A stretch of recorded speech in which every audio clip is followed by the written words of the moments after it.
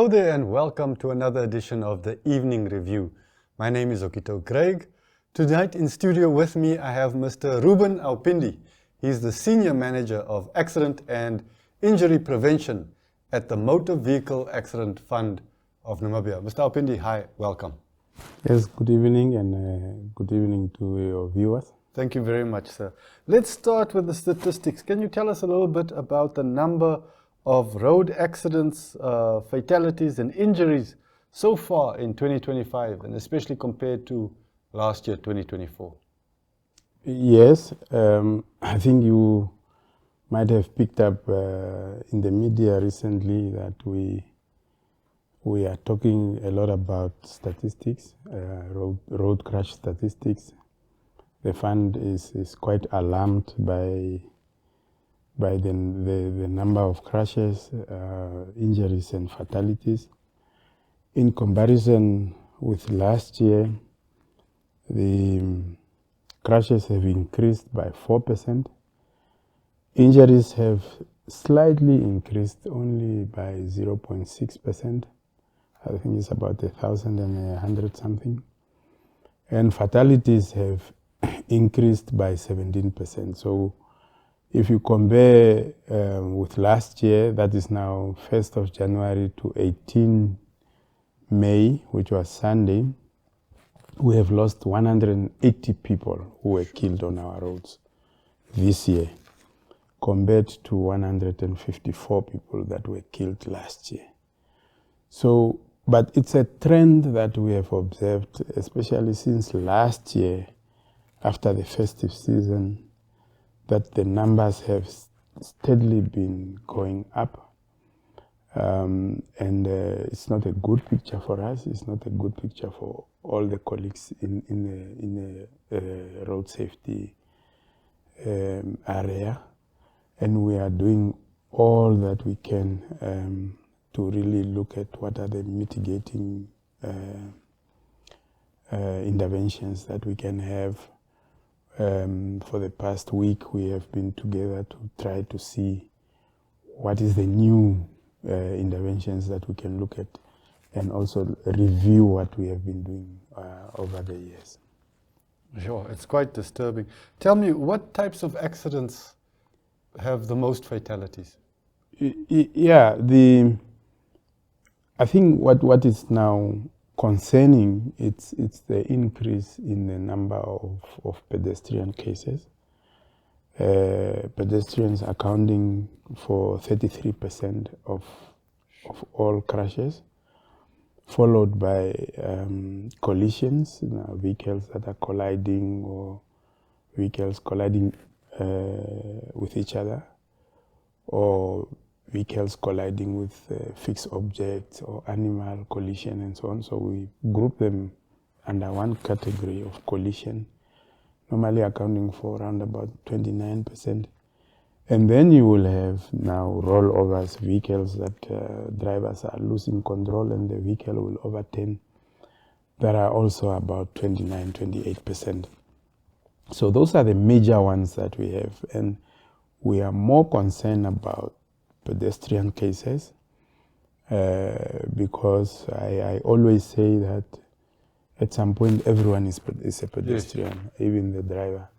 So, and pedestrians for us, we are saying people who were not necessarily even in a vehicle. Yeah. And they are also in a category of vulnerable road users, together with cyclists, people on wheelchairs, elderly, and school-going children. Yeah. So we are losing a lot of pedestrian cases. It's actually number one, and it's a trend that has been there for the past few years.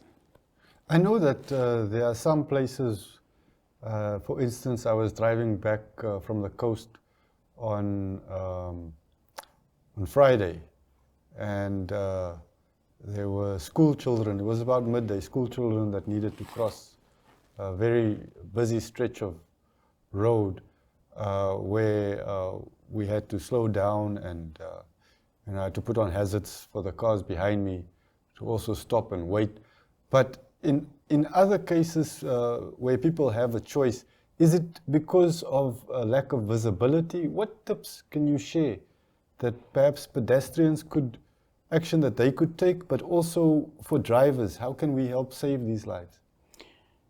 Yeah, I think our message has been that we must share the road.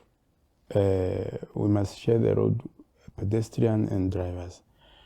So maybe before I answer your question, what we have established, just normal assessment, we haven't really done research yet, that looking at the cases, if you analyze, in the majority of pedestrian cases are people who are crossing the road, either running or they just didn't check properly.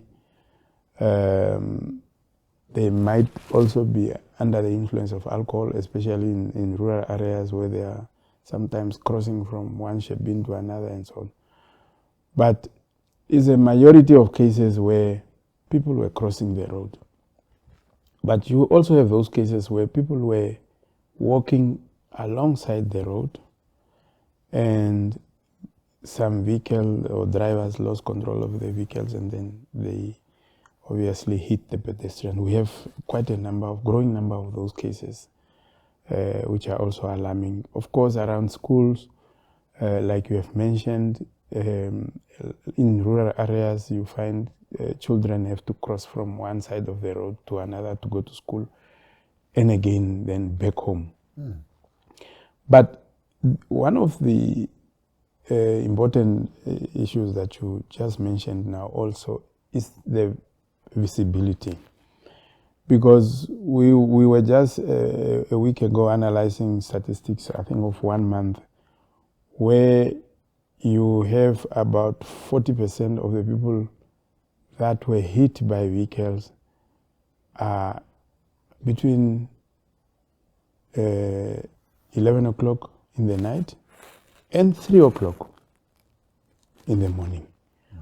So don't ask me where they were going and coming from at that time, but that is the time that the people were hit by the vehicles. So it then boils down to visibility, and it was also rainy season recently, visibility was affected. If it's at the coast, visibility is also affected. So we advise and really implore our people who are walking to put on something that is a bit lighter in color, not to wear dark clothes when walking or crossing the road at night, but to wear something that is more lighter, like white color or blue, or if they really have something reflecting, it's even an advantage. Yeah. So visibility is one of them, but there is also then an element of driver behavior where even drivers do not observe the pedestrian crossing or zebra crossing. They do not observe they do not lower their speed around schools, even if there are road signs that says slow down up to 30 kilometers per hour. So, and even generally, if you see that the person is about to cross the road or walking too close to the road, it becomes a hazard for you, that you should really slow down your speed and maybe see how you can accommodate the mistake of such a person. But drivers are really also driving at high speed. Yeah, yeah. Then the third element that we have is the infrastructure. That is also part of the problem, where in some areas there is not really enough provision for facilities for pedestrians to cross the road or walk along the road. Yeah, yeah. You know, you touched there on driver behavior, and I must say that sometimes we get put under pressure from other drivers. You know, the traffic sign next to the road instructs us to reduce speed, and people behind us start hooting, and they start driving really close to you, and trying to pressure you to drive a bit faster. But I imagine that to save a life, you have to be a little bit obstinate and stick to the rules. You have to. And like you rightly say, Namibians are generally just impatient people, especially drivers, without seeing why you are slowing down or why you have stopped. They already start doing all the nasty stuff. They can even swear at you. It's really one of the things that our drivers should address. Just to be a little bit patient and allow for also other road users. Like I said at the beginning, that we need to share the road. Because you see, I think originally the road was made for cars. Yeah.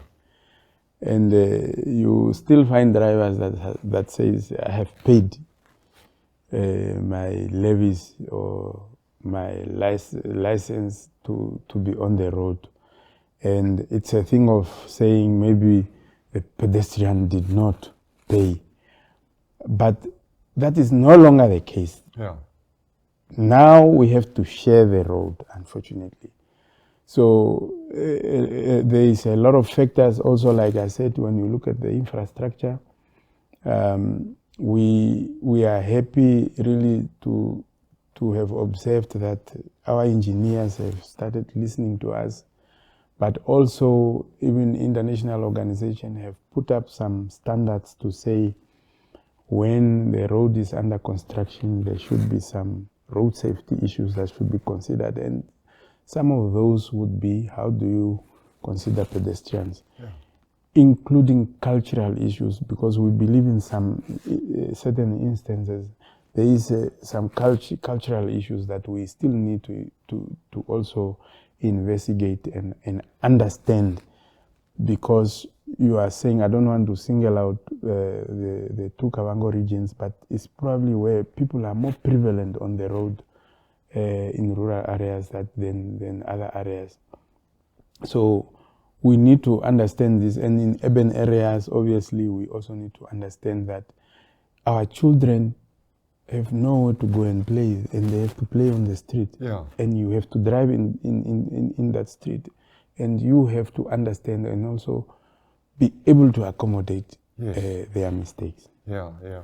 And speaking of culture, I think it's also important to inculcate a road safety culture in every Namibian. For instance, just the simple act of looking left, looking right, looking left again before crossing the street. It doesn't seem to be as common as I would have imagined it to be. No, it doesn't seem to be. And it's even worse now with technology, that you find our young people jaywalking on the road with earphones on, listening to music. Some of them you will find them watching movies and so on the road. If you, like I said, the analysis we have made a few weeks back to look at just some of the cases, what really transpired. It's not really to say that's what happened, but what is alleged to have transpired, because our colleagues from law enforcement would probably investigate and find more. But you find that some people were found on the road, whatever they were doing, standing on the road at night. You find that, again, coming back to the road safety culture, there was a lady who was bumped with a child on the back. She was a construction worker in a certain road, I think it was in the north. And this driver, without considering that he is really approaching a construction stretch of the road, the road signs are there, and this driver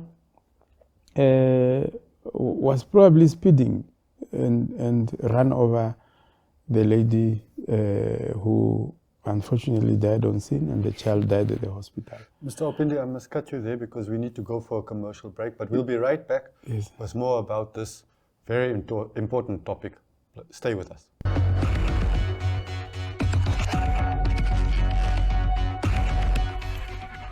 Welcome back to the evening review. And to continue our discussion on road safety, in the studio with me I have Mr. Ruben Uupindi. He's the Senior Manager for Accident and Injury Prevention with the MVA Fund, that's the Motor Vehicle Accident Fund. Mr. Uupindi, you were just telling us about incidents that happened at a construction area where the road was being fixed. You know, just recently I was traveling to and from the coast, and between Karabab and Usakos, there's a major section of road works in that area. There's a solid white line and various signs indicating speed limits. Some areas go down to only 30 kilometers an hour. And yet, although I had the misfortune to have to drive in the evening at nighttime while it was dark, on one occasion, while two trucks were coming towards me on their side of the road, a third truck was in my lane coming towards me, overtaking those two trucks on that section. And I had to slow down to a dead stop to give that third truck enough time to get back into its lane so as to avoid an accident. Yeah. I wanted to find out, you know, heavy vehicles and trucks, are they involved in a lot of accidents? Because it seems that there's not total adherence to road safety in terms of that. Yes, heavy vehicles are involved. What the statistics say is that they only represent 3%, Okay. about 3% of crashes. But when it occurs, normally it's disaster. So we have obviously a problem along, especially from Walfish Bay to Katima, Walfish Bay to the north, especially the Walfish Bay to Katima road, where we have Zambian trucks who has this tendency of following each other very closely, and they can be up to 10 or even more. We have engaged them. We're now going to engage their owners of these trucks, because I think they, according to the drivers, they were given instructions by the owners not to lose each other. So they must be together always for security reasons. And I think it's a phenomenon in South Africa where they are more under threat of hijacking and so on. But they also apply it here. And we are going to engage with them and say, look, Namibia is very safe.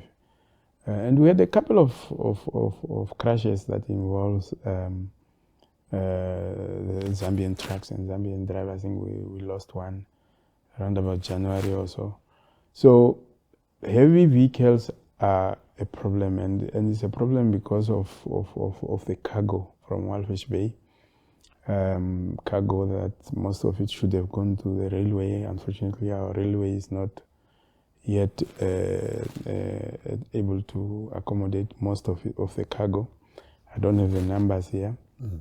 So we are really engaged with them. Tomorrow there is an event involving trucker safety at Swakopmund.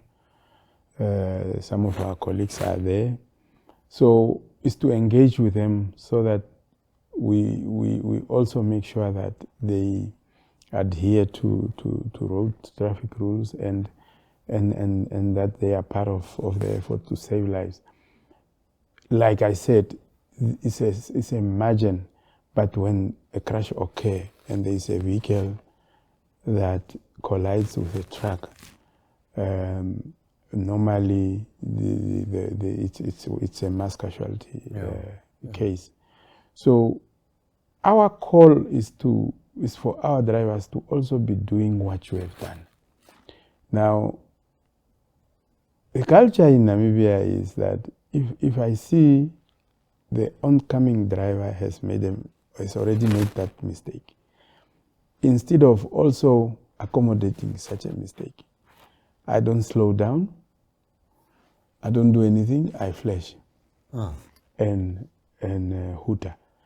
So we also need to be able to say, look, that guy is already on my lane. What is it that I can do to save lives? And you should be able, if you are able to really slow down and go off the road, it's the best that you can do. And we want our drivers to at least have that at the back of their minds, to say, even if you are on your lane, you're doing the right thing, you should also be able to respond should someone else make a mistake. What about public transport providers, especially long distance combis, and now we see more and more 7-seaters? What percentage of involvement in accidents do you find with public transport drivers? Because I know in the past there was a perception that it was very dangerous, especially with 7-seaters. Although I don't know, what do the statistics show us? Yeah, no, the statistics says that public transport accounts for between 9 and 15% of crashes in Namibia. So the major problem in Namibia is us, private vehicles. Accounts for 70%. 70% is them, then you have about 9 to 15% public transport, then you have the 3% trucks, and then the other percentage would be your company cars. Yeah. So our major problem is not public transport. It's not 7-seaters. It's private vehicles. Unfortunately, when it occurs with a public transport vehicle, the numbers are high. Yes. So, and I think it's because of that we focus mostly on them to say you are carrying a lot of passengers, you're carrying a lot of lives, so you should at least be able to be safe on the road. But our private vehicles, the fast cars, the young people, we are the ones that are making up the 70% of the problem. So public transport, yes, we have a lot of programs with them. We engage with them on a daily basis. 7-seaters as well. We are trying to see if we can train some of the 7-seaters in defensive driving, because 7-seater also the same problem that we have. The numbers are not as many as the others, but if a 7-seater is involved, then a lot of lives are lost. Mr. Uupindi, we only got a few more moments. I'd like us to also touch on this question. Which areas, where in Namibia are we experiencing the most accidents, road accidents? The number one region that accounts for between 45 and 49% is Windhoek. Windhoek. Windhoek is the problem. If we can just close Windhoek, we will be fine. So Windhoek is our main problem, commerce region, to say. That's now including the surrounding farms and so on. Yeah. And also the out and inbound roads. Okay. Followed by Rongo. Rongo is a problem, followed by Ochodonjupa, Oshikoto, Oshana, and then you will have Kavango East. We are fast approaching a period of lots of holidays here at the end of May. I'd like you just to share, as a parting word, your message to Namibian road users for this period coming. Yes, we have that whole long week next week, where we only have 2 working days, and I see you guys who go to the coast are already applying for leave. So our message is really to say that our people should abide by road traffic rules and regulations.